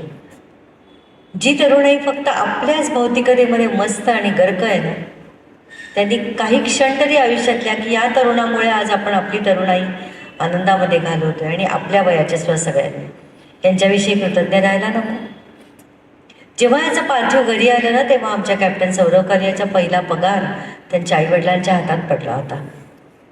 ज्यांना ज्यांना वाटतं ना सैनिक क्षेत्रातल्या लोकांना सगळ्या गोष्टी फुकट मिळतात, त्यांनी जरूर आपलं एक मूल आपल्या सैन्यामध्येच पाठवावं. नेक्स्ट. हे कॅप्टन विक्रम बात्रा, जे मी प्रतिज्ञा सुरुवातीला दाखवली ना की आधी राष्ट्र, माझे सहकार्य आणि सगळ्यात शेवटी मी. प्रतिज्ञा ही म्हणण्यापुरती असते का जगण्यासाठी असते? पण सैन्यदला मात्र ती नक्कीच जगतात. कशी जगली जाते युद्धभूमीवर पाहूया आपण. नेक्स्ट आणि व्हिडिओ. 1999चं कारगिलचं युद्ध. युद्धभूमी असते कशी? त्या युद्धामध्ये वापरल्या गेलेल्या बोरखोस gun. Video.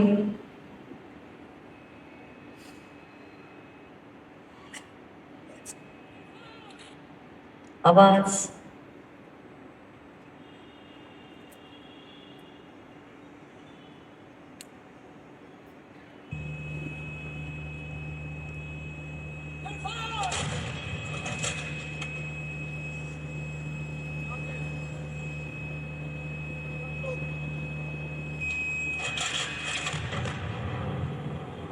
Surrounded by ridges at 17,000 feet above sea level, a group of heavily armed infiltrators were perched atop the ledges. Ledges with steep 80-degree near vertical inclines and razor-sharp edges on either side. Recapturing point 4875 was crucial because sitting here, the infiltrators could dominate the road to Leh and also control access to the Mushko Valley. Given their vantage position, they could easily inflict heavy casualties on Indian troops as they could watch each and every move made by the Indian Army. Captain Vikram Batra of 13 Jammu and Kashmir Rifles volunteered to carry out the mission of wresting back point 4875 from the intruders. Earlier, on 19 June 1999, Captain Batra and his fellow fighters had snatched point 5140, a strategic peak in the Kargil sector, from right under the enemy's nose. On the 19th of June 1999, both the companies, Bravo and Delta, led the assault for the capture of point 5140. Even though the terrain was extremely difficult, the gradient was very, very steep. Vikram Batra led from the front. Companies Success involved Yitil Manimon. The guys also. He was always a go-getter, a volunteer, would like to always volunteer for carrying out any ambushes, raids. He was always a big go-getter.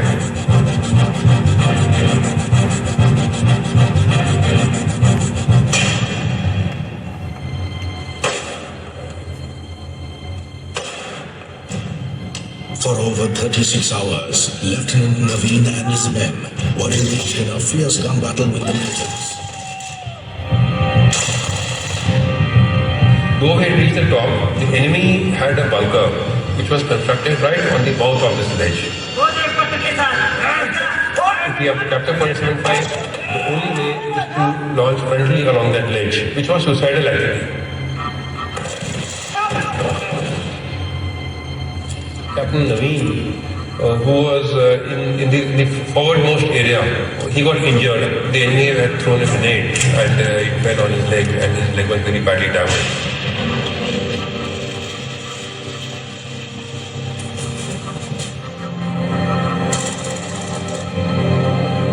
At this time, on the morning of the 7th of July, Vikram Batra was tasked to lead a patrol to this area and see that how we can circumvent and capture the entire 4875. Captain Vikram Batra and his men immediately took charge and evacuated Lieutenant Naveen.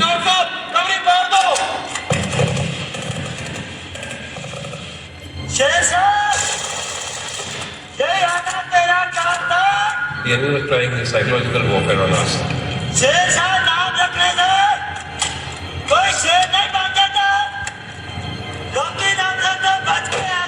Captain Vikram Batra carried on from where Lieutenant Naveen had left, raining bullets at the enemy.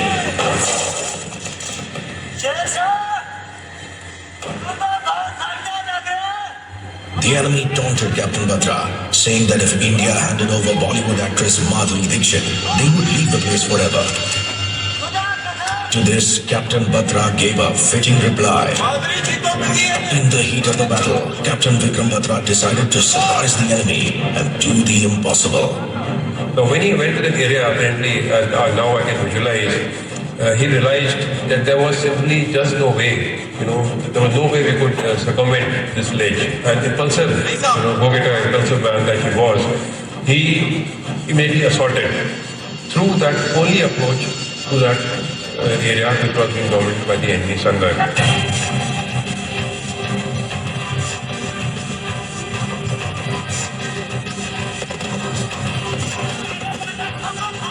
He single-handedly killed 5 infiltrators, shooting at them from a point-blank range. However, he too sustained grave injuries in the attack.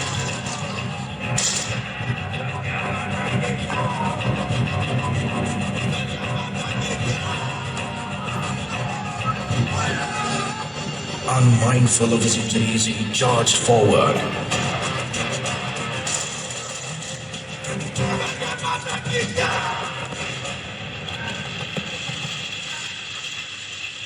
And then, an artillery splinter pierced his waist. अवघड 23-24 वर्षाचा captain विक्रम बात्रा. आपण शेरशाह म्हणून चित्रपटातनं हा role पाहिला आणि त्या हिरोला मी लक्षात ठेवलं. पण मूळचा हा विक्रम बात्रा. वैयक्तिक आयुष्य त्या सैनिकांनाही असतं की त्यांच्याही वैयक्तिक भावभावना असतात, पण त्या मागे सोडणं इतक्या लहान वयामध्ये. कॅप्टन विक्रम बात्रांचाही विवाह निश्चित झाला होता, त्यांची एंगेजमेंट झाली होती. आणि जेव्हा त्यांचे सहकारी जखमी झाले आणि ते पुढे चार्ज घ्यायला आले, तेव्हा त्यांचे वरिष्ठ पुढे जाताना ते म्हणले, नाही हा बालबच्चेवाले हो. म्हणून म्हणलं ना, आपण तो व्हिडिओ नीट बारकाईने बघा की मी बॅचलर आहे, आपल्या वरिष्ठाला त्याचा कुटुंब परिवार आहे, स्वतः आधी आपल्या सहकाऱ्यांचा विचार. प्रतिज्ञा नुसती घेणं नाही, ते जगणं. आणि माझ्या माहितीनुसार त्यांचं जिच्याशी लग्न होणार होतं त्या डिंपल चीमा या आजही अविवाहित आहेत. आम्ही दुर्दैवानीनं त्यागातलं प्रेमच शिकवत नाही. आम्ही प्रेमाकडे फक्त स्त्री पुरुष या भावाने बघतो, कारण त्या पलीकडची जाऊन बुद्धीच आमची विचार करत नाही. आणि म्हणून आम्हाला चेष्टा आणि टीका सुचतात. पण हे आम्ही समाजापुढे मांडायला कुठेतरी कमी पडतो. म्हणून तरुणाईला सुद्धा त्यातलं पावित्र्य शिकवायला आम्ही राष्ट्रनिष्ठेचं कुठेतरी मागे पडतो. त्यातला हा एक प्रयास. नेक्स्ट एक व्हिडिओ पाहूया. जस्ट नेक्स्ट करून तुम्ही खाली व्हिडिओच्या याला क्लिक करा, ते क्लिक. अच्छा. Your wife is all nicely dressed up and walking around. You're glad, but you must understand that's happening only because there is a man out there who is willing to widow his own wife. This is not a small thing. I want you to understand this. Anything that we are doing in our life today is possible only because somebody is defending this land all the time with their lives. Our children are going to school because there is some child out there who is willing to be orphaned. There is some father out there who is willing to orphan his own children. That is why your children are going to school. And I also want you to understand, being a soldier does not mean he wants to die, but he is willing to die. It's a very big difference. Somebody wants to die, that is a different matter. Somebody wants to live, but he is willing to die for something that matters to everybody. That is a different affair altogether. You must understand, wars don't happen on the border. The idea of war is to enter the nation, but somebody is stopping at the border. We must owe everything that we do in our lives, whether it's business, spirituality, cinema, studies, whatever you're doing, it's only because those men are standing there and willing to die for this nation. Next. आणि म्हणूनच हे माझं म्हणणं आहे की आपण कोणत्याही क्षेत्रात काम करू, आपलं कौशल्य, आपली बुद्धिमत्ता, आपला वेळ, आपले कष्ट, आपला पैसा, आपण आपल्या सैनिकांसाठी नक्की सेवा करताना विचार करावा. नेक्स्ट. अशी किती तरुणाई तुम्हाला दाखवू, वेळेअभावी मी जरा आता पुढे नेते. Next next next. की स्वतः पलीकडे काय देतात. बॅकचा जरा बॅक. हां, हे आहेत कॅप्टन विजयंत थापर. नेक्स्ट. काय घडलं होतं कारगिलच्या युद्धामध्ये, ते जेव्हा बॉर्डरवर कार्यरत होते तेव्हा ही छोटीशी मुलगी मी इथे दाखवते, रुक्साना. म्हणजे सैन्य दलामध्ये जात, धर्म, वंश, पंथ या सगळ्याच्या सीमारेषाच दूर झालेल्या आहेत. ते फक्त मानव जातीला आणि मानव धर्माच्या सेवा धर्माला जाणतात. तो भाग इथं मी आपल्यापर्यंत पोचवायचा प्रयत्न करते. तर ही रुक्साना तिथे एक 18 वर्षाची मुलगी एका शाळेत शिकत होती आणि त्यावेळी टेररिझम इतका पीकला होता की दहशतवाद्यांनी या रुक्सानाला तिच्या समोरच तिच्या वडिलांना गोळ्या घालून ठार मारलेलं होतं. आपल्या वडील रक्ताच्या थारोळ्यात पडलेल्या बघून त्या मुलीची छोट्या वाचा गेली होती. ही गोष्ट आमच्या कॅप्टन विजयंत थापरांना समजल्यावर त्यांनी आपली दैनंदिन बॉर्डरवरची ड्युटी सांभाळून त्या मुलीशी ती रोज खेळायला, भेटायला, तिला खाऊने खेळणीने जात होते. अखंड हे करताना त्या सेवेत कुठं खंड नव्हता. एक दिवस असं झालं, रुक्सानाच्या चेहऱ्यावर हसू आलं आणि इकडे कारगिलचे युद्ध सुरू झालं. युद्धभूमीवरनं मी म्हणलं ना, पहिलं राष्ट्र. ते आपल्या आईवडिलांना पत्र लिहित होते की ह्या मुलीची ना रोज तुम्ही काळजी घ्या, तिला अमुक अमुक त्यांच्या मनात काय होती ती रक्कम पाठवा. आणि त्या युद्धामध्ये त्यांना वीरमरण आलं. आज या मुलीची पूर्ण काळजी त्यांच्या आईबाबांनी घेतली की आपल्या मुलाची ती इच्छा म्हणून. तिचे सगळं शिक्षण तिच्याशी पूर्ण संपर्कात राहून आपल्या मुलीप्रमाणे तिचा सांभाळ त्यांनी केलेला आहे. इथं सैन्यदल किंवा आपला सैनिक हा सगळ्याच्या सीमा पार करून पहिली सेवा परमोधर्मा म्हणून जगत असतो. Next next next next. असं सर्वधर्म समभावाचं ना आपल्या भारतीय सैन्याच्या कॅम्पमध्ये तुम्ही गेलात तर तुम्हाला असं ते स्थळ दिसेल जिथे सगळेच जण एका सेवा धर्मालाच फक्त मानतात. नेक्स्ट. आणि मी सैनिकांना देव का मानते, कारण राष्ट्रावर मानवनिर्मित किंवा निसर्गनिर्मित कोणतंही संकट आलं तरी आपले सैनिक आपल्यासाठी उभे असतात, आपल्याकडून कोणतीच अपेक्षा न करता, म्हणून ते आपले देव आहेत. नेक्स्ट. किती प्रसंग आणि किती सांगू. तुम्ही नॉर्थ ईस्टला जरूर जा, बाबा हरभजन सिंगांचं मंदिर आहे. कोण होते बाबा हरभजन? उत्तर पूर्वेकडे आपली ड्युटी बजावत होते आणि भगवद्गीता जगत होते. ते कंठस्थ हृदयस्थचा जो प्रवास आहे ना, ती भगवद्गीता हृदयस्थ होती म्हणून त्यांचं वर्तन तसं होतं की अधिराष्ट्र. अखेरच्या श्वासापर्यंत त्यांना राष्ट्राची सेवा करायची होती. लँडस्लाईडमध्ये त्यांना मृत्यू आला, पण राष्ट्राची सेवा करण्याचं राहून गेलं स्वप्न. आज तिथं हरभजन बाबांचं मंदिर आहे. तुम्ही नथुला पासला गेलात तर त्यांचा बेड रोज तयार केला जातो, त्यांचा युनिफॉर्म तयार केला जातो. आपल्या भारतीय सैन्य दलात किंबहुना जगामध्येच म्हणलं तरी एकमेव असं हे उदाहरण आहे की मृत्यू पश्चात ज्याला पेन्शन मिळत होतं, मृत्यू पश्चात ज्यांना सुट्टी दिली जात होती आणि मृत्यू पश्चात ते फक्त ह्या गोष्टी घेत नव्हते, ते राष्ट्राची सेवा आजही बजावतात, असा आपल्या सैनिकांचा दृढ विश्वास आहे. ही कुठली मी अंधश्रद्धेच्या विषय नाही सांगते, अशी लोकं आहेत म्हणून राष्ट्र आपलं प्रगतीवर आहे. नेक्स्ट. आणि म्हणून कुटुंब कसं, परिवार कसा जगतो. 15 ऑगस्ट 26 जानेवारी जो आपल्यापुरता एखादा दिवस सुट्टी लागून आली तर फिरणं नाही आहे, हे आहेत लेफ्टनंट कर्नल करमबीर सिंग नक्की. यांच्या या 2 छोट्या मुली 15 ऑगस्ट 26 जानेवारीसाठी शाळेत जायला तयार झाल्या. आईने फोटो काढला आणि तो त्यांच्या वरिष्ठ अधिकाऱ्यांना पाठवून विनंती केली की हा प्लीज फेसबुकवर टाकता का. ते म्हणले मॅडम तुम्हीही टाकू शकता. हां मी टाकू शकते, पण ही जी माझी छोटी मुलगी आहे ना, ती मला काय विचारते माहिती है, मम्मा देखो ना मैं आज इतनी अच्छी तैयार होकर पापा के पास गई, लेकिन पापा ने मेरी तरफ देखा नहीं. पापा मुझे कभी स्कूल लेने नहीं आते, पापा मेरी पीटीए मीटिंग नहीं अटेंड करते, देखो ना मम्मा पापा मेरे से बात ही नहीं करते. अगर मेरी इस बेटी के सवालों के जवाब किसी के पास होंगे, इसीलिए मैं आपको रिक्वेस्ट कर रही हूँ. कोणाकडे आहेत आज आपल्याकडे या छोट्या मुलीच्या प्रश्नांची उत्तर. हे जे करणबीर सिंग नट दिसतात लेफ्टनंट कर्नल, एका ऑपरेशनमध्ये एक गोळी त्यांच्या जबड्याच्या खालून जी घुसली, ती कुठं कानाच्या इथून मागून बाहेर पडली त्यावेळी, आणि तेव्हापासून शरीरे पण संवेदना नाहीत अशा पद्धतीने हे जगतात. आणि त्यावेळी ते जे कुटुंब आणि परिवार ज्या विशिष्ट पद्धतीने जगत असतं, ते परिवार हे सगळं त्यांनी का झेललेलं असतं, आपण सगळे सुरक्षित आहोत म्हणून. मग या परिवाराबरोबर त्यांच्या सुखदुःखात आपण राहणं ही पण आपली एक जबाबदारी आहे, त्याचीच ही कामं आहेत. नेक्स्ट. महिलेविषयी काय बोलू, केवळ आपलं कौतुक मी एक स्त्री आहे म्हणून करणं काही योग्य नाही. ही आपली भारताची पहिली गुप्तहेर स्त्री आहे. उत्तर प्रदेशातल्या भागपत डिस्ट्रिक्टमधली ही महिला आहे की जी डॉक्टर सुभाष बाबूंच्या सेवेसाठी तिने आपलं आयुष्य दिलं राष्ट्राला. खूप लहान होती तेव्हाच ती तिथे झाशीची राणी लक्ष्मीबाई रेजिमेंटमध्ये ती स्वतः भरती झाली होती. घरच्यांना माहिती नव्हतं. सगळं प्रशिक्षण पूर्ण केलं. वय वाढलं म्हणून आईवडिलांनी लग्न लावून दिलं ब्रिटिश सैन्यातल्या अधिकाऱ्याशी.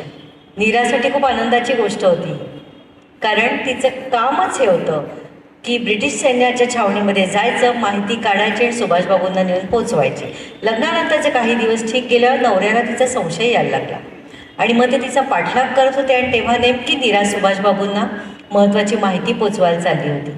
तिथं पोचली, नवऱ्याने मागणं गोळी झाडली सुभाषबाबूंच्या दिशेने. ती ड्रायव्हरला लागली. नीराला प्रसंगाचं गांभीर्य लक्षात आलं. त्या सैन्यदलात भरती होताना तिने जे प्रशिक्षण घेतलं होतं त्यावेळी तिने स्वतःचं हत्यार बाहेर काढलं आणि आपल्याच नवऱ्याचा कोथळा बाहेर काढला, कारण देशाशी गद्दारी नाही. म्हणून म्हटलं आपण सगळे सैनिक होत, आपली नीतिमत्ता जपली तर या नीरासारखी. काय अतोनात तिचे छळ केला. म्हणजे सावरकरांची जशी काळपणाची शिक्षा झाली ना, तशी नीरा यांनी हाल सहन केले आणि सारा 99च्या दरम्यान ही स्त्री अशी कोणाला माहिती नाही अशी मृत्युमुखी पडली. आम्ही असा इतिहास समाजापर्यंत आणतच नाही होत, आणि तेही हे माझ्या सेवा कार्यातलं एक काम आहे म्हणून मी बोलते. नेक्स्ट. या साताऱ्याचे लेफ्टनंट स्वाती महाडिक आहेत कॅप्टन. त्यांचं सुद्धा असंच पतीपश्चात योगदान आहे. पुढे जाऊया आपण. मी म्हटलं आज वेळ कमी आहे, मी जरा पुढे जाते आणि थांबते. हाच विषय मी उद्या सहयोगला मांडणारे. ज्यांना खरोखरी जाण्याची इच्छा असेल त्यांनी जरूर या. संध्याकाळी 5:30ला मी मांडते. नेक्स्ट.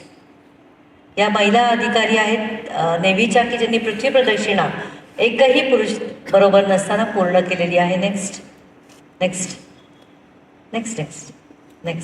आणि का त्यांना मी देव मानते, तर मी म्हटलं निसर्ग आणि मानवनिर्मित कोणतीही संकट आली तरी सैनिक आपल्यासाठी आहेत, मग आपण त्यांच्या सेवेचा सन्मान केला पाहिजे. नेक्स्ट. भूकंप, वादळं, पूर अशी कोणतीही परिस्थिती येऊ दे. नेक्स्ट. आणि हा एल्फिस्टन ब्रिज आपल्या मुंबईकरांसाठी आपल्या सैनिकांनीच बांधलेला आहे. नेक्स्ट. आणि म्हणून हा माझा प्रश्न आपल्या सगळ्यांसाठी आहे की खरंच आपल्या सैनिकांचा आपण सन्मान करतो का. नेक्स्ट. हे चित्र आपण बदललं पाहिजे. नेक्स्ट. आणि म्हणून या वीरपत्नींचा सन्मान पुण्यामध्ये तेव्हा उरी हल्ला झाला होता, त्या कुटुंबियांना शाळेच्या छोट्या छोट्या मुलांनी 1 वर्ष पूर्ण आपले वाढदिवस गॅदरिंग काही सणवार साजरे न करता नेक्स्ट या सगळ्या वीरपत्नींना त्यांच्या कुटुंबांना मुलांनी 35-35 हजार आपल्या खाऊच्या पैशातनं दिले होते कुटुंबांसाठी. म्हणजे तुम्ही पुढच्या पिढ्यांसाठी जे पेराल ते उगवणार आहे, हा अनुभव आहे माझा. नेक्स्ट अशी ही मुलं येत राहतात आणि सैनिक परिवारासाठी आपलं आपलं योगदान देत राहतात. नेक्स्ट आणि एक अर्थ तुमच्यापर्यंत पोचवते. शहीद सैनिक झाला की त्याचं पार्थिव जेव्हा घरी येतं तेव्हा अशा कुटुंबांबरोबर किंवा तिथे मी असते, अशा ठिकाणी मी असताना की जो अर्थ आपल्या प्रत्येकाच्या मनात घेऊन मी माझ्या वाणीला विराम देईन, त्या घरी मी होते. ती 2 छोटी मुलं घरात अखंड येतात. आपल्या बाबांना त्यांनी बघितलेलं असं झेंड्यात लपेटून आलेलं. मी तिथं जाऊन तो झेंडा नंतर आम्ही त्याचा फ्रेम करून आमच्या घरी या तुम्ही, मी बोलवते तुम्हाला. सैनिकाचं घर आणि तो झेंडा त्याची किंमत आपल्याला समजण्यासाठी या. मी पण तिथंच होते. तो छोटा मुलगा माझ्याकडे बघत होता. मला म्हटलं, आजी आपको पता है क्या ये क्या है? म्हटलं बताओ. ये तो अपना राष्ट्रध्वज है. म्हटलं बिल्कुल. इसमें कितने कलर्स है पता है आपको? म्हटलं आपको ही सब कुछ पता है, फिर आप ही बताओ. 5 कलर है म्हटलं आजी. म्हटलं ओके. अरे मुझे तो 4 ही दिख रहे हैं. तो छान सांगत होता मला की ये 3, बीच में जो राउंड राउंड वाला है वो 4. आणि म्हटलं तू तर मला 5 म्हणतोयस. हाँ जी, जब मेरे पापा इसमें लपेट के आए थे उस पर खून का धब्बा था. हा 5वा रंग जेव्हा आपल्या अंतःकरणात प्रत्येक भारतीयाच्या रुजेल ना, आणि तो बदल मला समाजातनं नक्की अपेक्षित आहे. कारण त्यांना कळणार जगताना.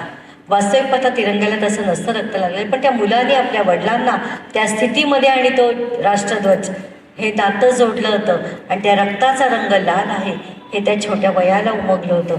आपण फक्तच वयाने वाढलो आणि 15 ऑगस्ट 26 जानेवारीला भारत माता का जय, भारत माता की जय म्हणत राहिलो. नेक्स्ट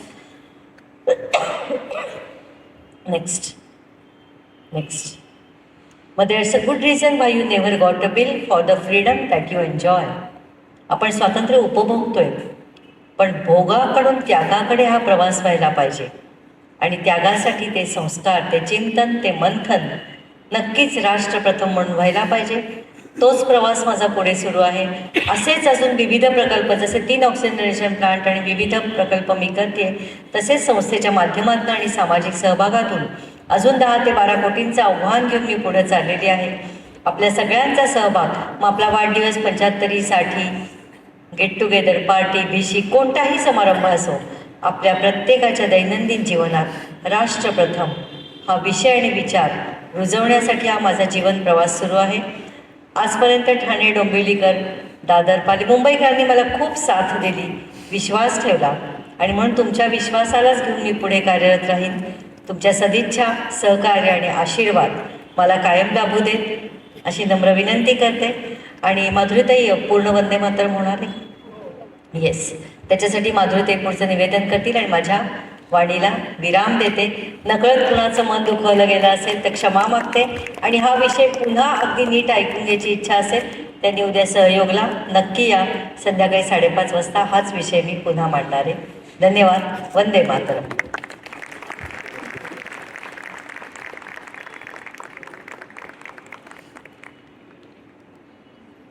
आणि ज्यांना कोणाला आज योगदान द्यायचं असेल, आमचे सहकारी, आमचे CA पण, म्हणजे कुठलाही परत आम्ही CA आहोत हा भाव नसतो.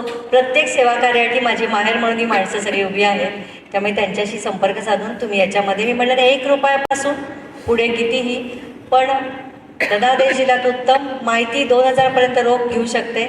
आपलं पूर्ण नाव, पत्ता, मेल ID, पॅन आणि फोन ही माहिती मात्र कृपा करून द्या. आत्ता नसेल नंतर द्या. माधुरीताईंकडे दिलं तरी चालेल. धन्यवाद.